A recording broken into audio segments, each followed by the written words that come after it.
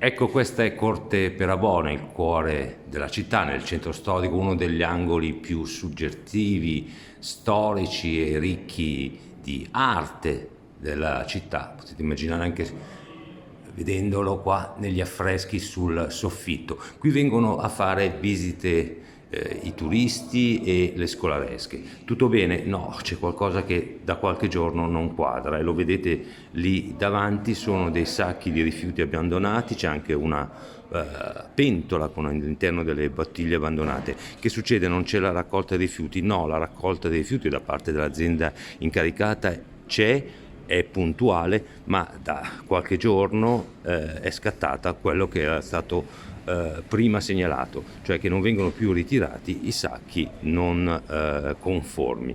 Il problema è che questi sacchi allora rimangono lì e penalizzano appunto la qualità di questo angolo di Varese.